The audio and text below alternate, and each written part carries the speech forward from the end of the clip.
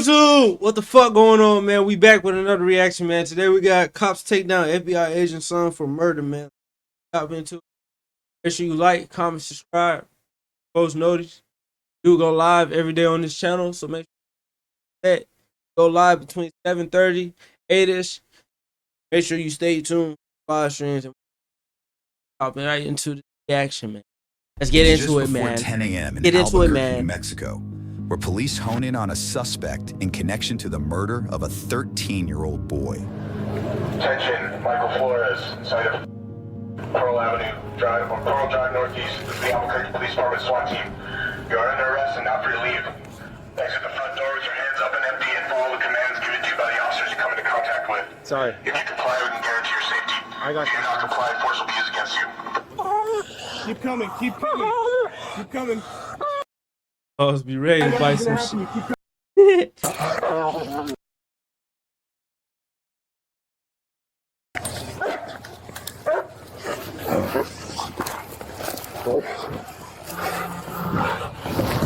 Go ahead and take him first. After you Hey, pat him down. female too? And then, Rito, can you sit with her for Police identify the suspect, seen here, as 22-year-old Michael Flores, who investigators learned was allegedly driving when he said his passenger opened fire on another vehicle. The suspected shooter, later identified as 21-year-old Thomas Ace, the son of an FBI special agent, allegedly injured the 17-year-old driver and killed her passenger, 13-year-old Michael Tubb, in an incident that would later be described as a deadly case of mistaken identity. Around 3 p.m. on August 18, 2024, officers said they were responding to another nearby incident when they were waved down in downtown Albuquerque before both victims were found. Police said the 13-year-old was shot multiple times and died on scene, while the 17-year-old unnamed driver was taken to a hospital with non-life-threatening injuries and survived. Ew. And then, can you actually escort her back around? Shit, correct. He's killing kids. I mean, shit, that shit bad, but it's like, yo, what the fuck, bro? Leave it on his pocket. Walk this way. Wonder what that 13-year-old did to him. What's up? What's over here? The Texas will be there to talk to you. Anyone What else the inside? female do? Did she? No. What about your dog? No dog. No dogs? Want to hop up right here? Keep walking. Keep walking.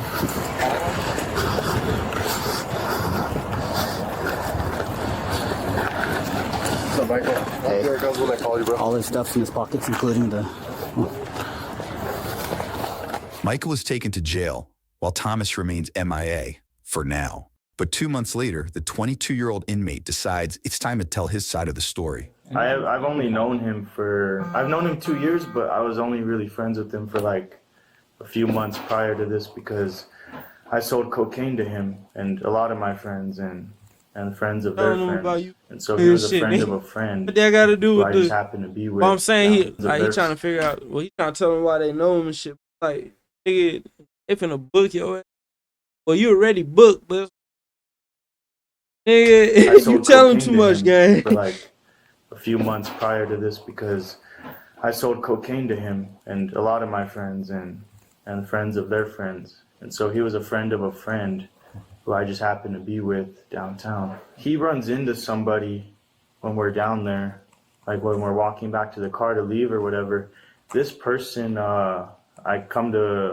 he told me about this person before, but I didn't know it was that person at the time or whatever. He tells me this person shot up his car and robbed him at a party earlier on that year. That 13-year-old? And so he tells me that or whatever. And I tell him I don't want nothing a part of none of that. We're going home, you know, whatever. And he tells me just loop around. I want to see what car he gets in or whatever. I loop around. He says he got in this car. He said loop around again and follow that car. And what's it called? I did.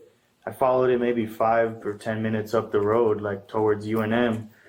And then, because he wanted me to he wanted to Cops. just know where he lived, because he promised me, he told me, I'm not gonna do nothing. I know that, like, I don't want to put you in any situation or anything. I just want to know where this guy lives or whatever. And so I follow that car, and then when he finds out that it's not the guy or whatever, for whatever reason, he's like, that isn't the car. I don't think that's the car or whatever. And I tell him, all right, let's go home. And he gets mad at me at this point. He points the gun at me at this point, and he tells me, go back downtown. Like, just stop being a bitch, stop being a pussy or whatever. Because, like, I already wanted to go home like 2 or 3 times at this point. I didn't want any part of this or whatever. And so I go downtown. Nigga tripping. Nigga point that bitch at me, nigga. We been. Hey, y'all seen that one video with dude in the van swinging that bitch like that?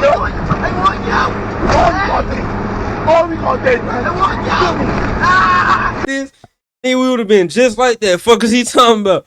Nigga ain't pointing no gun at me, nigga. They gonna be screaming, help, help. Fuck you. He says, that's the car right there.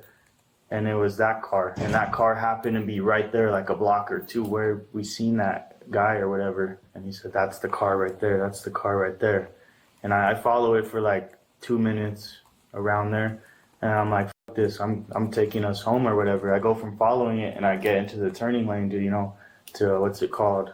To turn to get out of there, because I was going to pass him. I was like, fuck that. I don't trust him. I was like, if he shoots me, he shoots me. I was like, we're going home. So the car's right here. I'm behind it. I go from there to passing it. I make a stop, but not a complete stop, just to look both ways so I don't turn and, a car sideswipes me or something. Sure. Within that time period, he jumps out of the car and starts shooting within like a second, like a 1 to 2 second, like, stop. You know what I mean? Okay. I don't know if you know what I mean by that. But yeah. I didn't stop the car completely. So he jumps out as it's moving a little bit and starts shooting or whatever. And at this point, I'm like, what the f***? I froze. My ears are all ringing. There's glass all over me. And he almost took my head off too. I found out later that night. There's a bullet graze above the car that like went. So my headrest is right here. My head's right here. There's a bullet graze that like right here in the car on top of it, and he shattered. Wait. So he hopped out the car and shot? The sunroof. Michael explains that Thomas allegedly fired at another vehicle after a day of drinking and drug use, believing the other driver was someone else. That's when he says one of the bullets struck the sunroof of his car. That wasn't supposed to happen. I regularly sold him cocaine. Nigga. Fuck you telling them about twice a week. And Percocets. So he was drunk off Percocets and pretty coked out that night. Okay. They gonna say you drugged me, dumbass. I've never tried them. Fuck you telling them about that? I was just really drunk. He told me the only way they could tie us to this whole thing or whatever is because the car. So it was his idea to modify it. Okay. I have reason to believe this is the same person that we're talking about. I'm going to show him this picture. I'd like to show you this picture and just you confirm who you know this person as. That's him. Okay. The firearm that he's holding in that picture, is that the same firearm, or does it look like the same firearm? It looks like it, yeah. It does. Okay. And I mean, you're more than welcome to keep looking at it if you want to, but yeah. It haunts me at night. Yeah. I can only imagine. I'll be honest with you, it does me too a little bit. This is a really, really difficult case. Should have never happened. I really feel like if I was sober, then I wouldn't have done what he said. Yeah. It's okay, man. It's I know you're doing the right thing now. Next, one investigator questions Michael about what the pair did after the shooting. Did he have more than one phone number that you know of? Oh yeah, that's another big thing. Whenever we went to Colorado, he took his work phone. Because he said we should leave our phones, we should get rid of our clothes we wore that day, we washed the car, we vacuumed up all the glass, and what he was doing. Never sue the other driver after a car accident. Crazy, There's a right? better way to get paid a way bigger check shit without having to go crazy. to court or pay a. And yeah, he brought that work phone with us to Colorado Okay. so we can navigate and try to find someone who could repair the sunroof. Okay.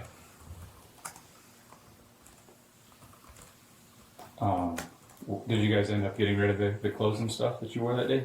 Yeah, we threw them in my trash can. Okay. You know he telling too much. Where did you guys go to clean the car? We went to his grandma's house. I find out later. That's his grandma's house. Okay. That's where he was living. Okay. So where was your phone at that time? At what address? We left our phones at home. He already knew like exactly what to do. He was just like telling me what to do, and I left my phone at my house, and I think he probably left his at his. So maybe you said it. What was the intention for going to Colorado? The intention to go into Colorado was to fix the sunroof and to sell that car. Okay. Did you want to go to Colorado to avoid getting apprehended here for trying to fix it? Yeah, that was the whole intention. He said we need to leave the state, that we can't be here. They're probably looking for it right now, and we can't fix that sunroof here. They'll be looking for it. What exactly did you fix? The sunroof. And that's another thing, now that you're talking about fixing things. He tell At everything. his grandma's house, went to an AutoZone or O'Reilly's or something. It was here in Albuquerque on the east side. It was like, I think it was on San Mateo. It was one of those auto stores like on San Mateo. Mhm. He got spray paint and Bondo. And I drove him there. And he got it, and because I guess he knew how to fix bullet holes on cars. So yeah, he what's it called? He told me that's what we needed. And so I drove him there, and he got that, and then he fixed it at his grandma's house, that bullet hole. Oh. Was that the one that you were talking about that almost hit you in the head? Yeah, Okay. Where exactly was that bullet hole? it's right next to the sunroof. Just right You'll next see to- like even a little like square, like the paint's different. I don't know if you guys saw that, but Okay. after he did that, I drove to go meet that one guy, the guy that fixes the, what is it called? The sunroof. Okay. So met with him, he fixed it. We drove to a bunch of dealerships and a bunch of those little local dealerships, and we're trying to trade it. Okay. And there was no luck because nobody wants a rear wheel drive in Colorado, and there's a little car, so nobody wanted it. And so we met with one person off. He had a fake Facebook on that one account, or on that one phone. I mean, his work phone. We met with one person through it. It was a Mercedes that we were gonna trade it for or whatever. And the Mercedes was all it was all broken or something. That's why we didn't. I said, why did Why we didn't trade it. There was too many problems. We thought we'd be stranded. So then we came back over here. Michael now explains how the two allegedly tried to cover up their involvement in the crime at what he says was the direction of Thomas by taking the car hours away to Colorado for repairs and trying to sell it with no luck before returning to Albuquerque. Yeah. And what happened Ew. when you got back to Albuquerque? I What a got back car. to Albuquerque. Oh, wait, never mind. When I came back to Albuquerque, what did I do? I barely left my house. When I got back, I took him home right away or whatever. Okay. We had been talking for hours and hours. He was prepping me for in case I was ever in this type of situation over this. Basically, he was telling me that I would go to prison for life. He would go to prison for life. Like, if anything happens, you're That shit in the crazy. same boat as me pretty much, until I told my lawyer And, about and this. all he thought they were doing was just going to go hang out and shit. He ain't think run into people, at least from his perspective, what he's saying. But it's like, damn, bro. Funny how shit can change just like that. Like, 1 minute y'all laughing, joking, doing whatever, and the next minute you in handcuffs in an orange suit. Like, that shit crazy, bro. No, Y'all that's- niggas be safe out there. that's not the Shit. case, you know. like it's gonna be all right, and that won't happen. My amazing lawyer brought me here today to do this. I didn't do it before, and I'll get into that. I didn't do this. I wanted to testify, but I couldn't because he showed up to my house whenever I was in jail. He never knew where I lived. I don't know how he found where I lived, but he showed up to my house when I was in jail.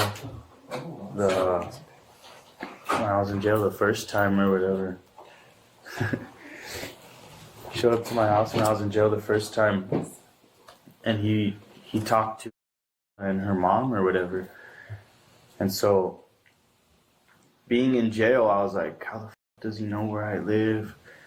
Like, and he was like, I guess when he talked to them, he told them that like he was gonna put money on my books, he was gonna pay for my lawyer, he was gonna do this, he was gonna do that, all this stuff. I knew that was his way of like don't tell on me, I know where you live, like type of thing. So I didn't, and I wanted to, because it was very tempting, but I didn't want my family to get hurt and my girlfriend, so I didn't. And when I got out, he showed up to my house a week later, and it was kind of the same deal. And I just kind of assured him that, like, you know, I'm gonna beat this case. Like, you have nothing to worry about, whatever. And also, when he was there, he told me, like, if a cop comes to my house or something, he said, I'm gonna go out in a shootout. I'm not going down for this. He told me that he's not gonna go down for this. Basically, like, telling me I have to go down for it because I'm the one who's posted the car on Facebook, even though he said it was a good idea to do it. Okay.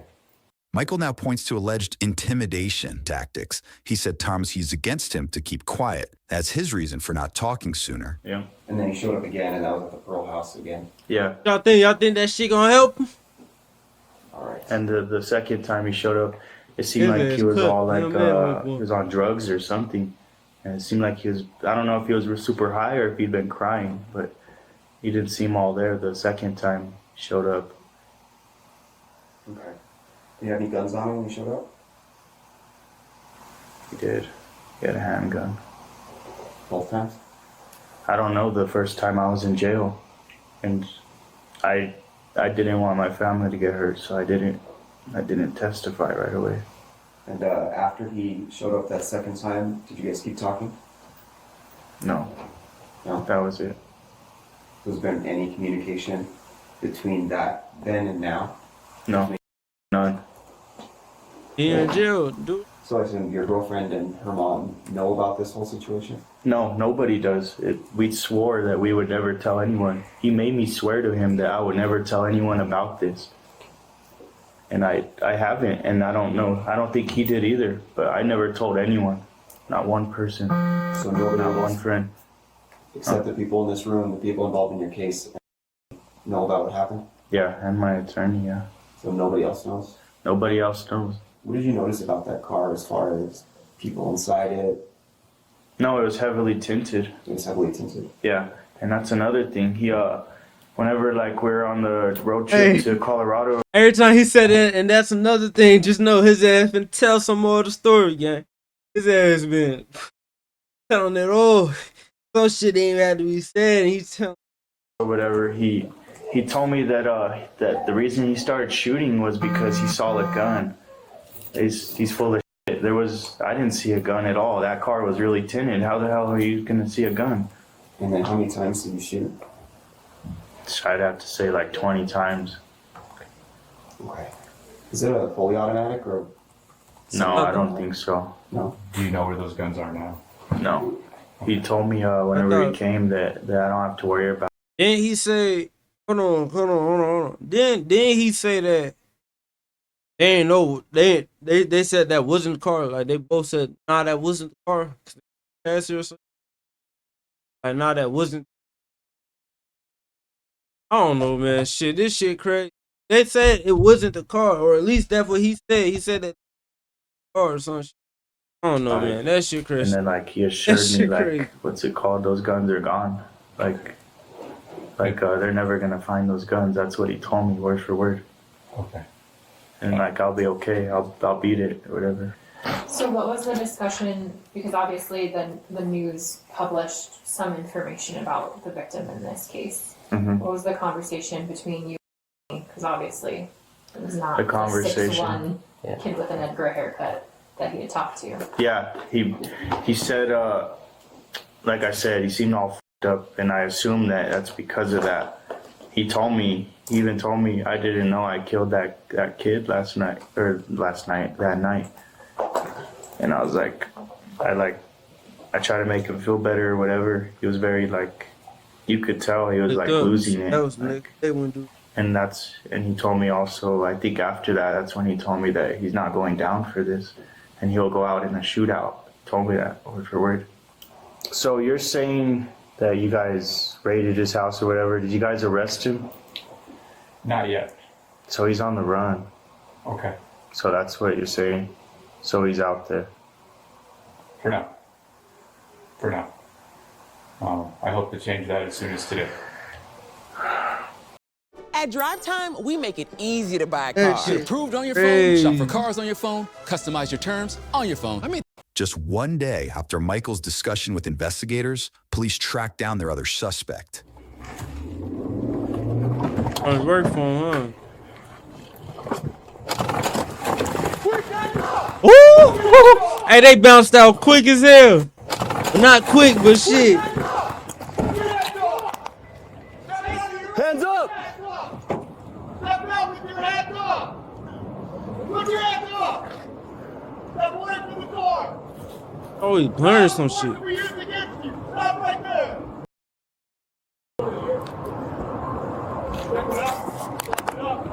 I'm with you. Put your hands out like an airplane. Those are forced to be used against you. Do you understand? On you. You want them to clear the car? Oh, yeah. So,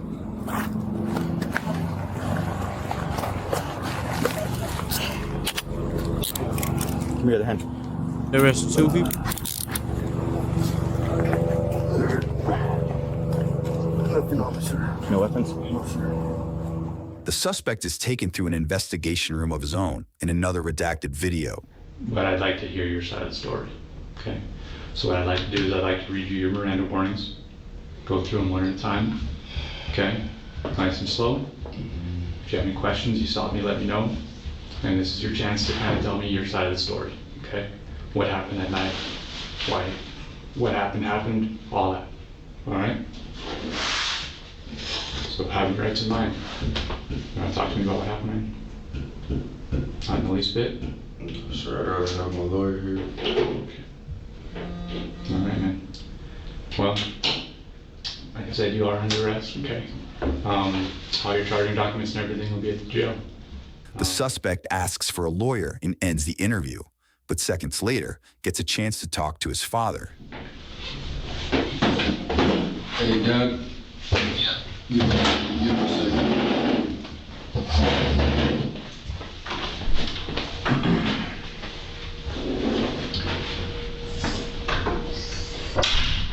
I love you, Dad, and I'm sorry. What happened? I'm in the police station right now. I'm under arrest. What are you being charged with? I don't know. They're gonna tell me at the jail. I just refuse to talk. Alright. Okay. Where's your car? I was outside of a restaurant. I'm pretty sure they're gonna tow it. Alright, well, memorize my phone number. I think last time you just had moms or something, so. Well, I mean, your calls aren't gonna go through anyway, aren't they? Oh, I would just have to add the number, because I blocked the other ones, but I didn't. At MDC or something.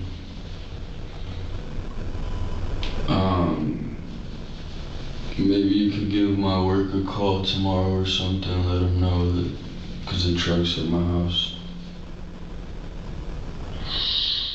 Alright, you don't sound normal.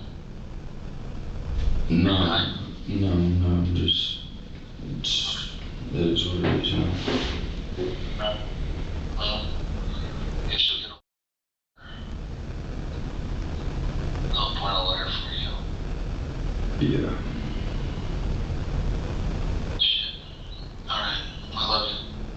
get to that. I'm sorry. Bye. Thomas, the son of federal special agent Brian Ace, was booked for numerous charges, including first-degree murder, tampering with evidence, aggravated battery, and more.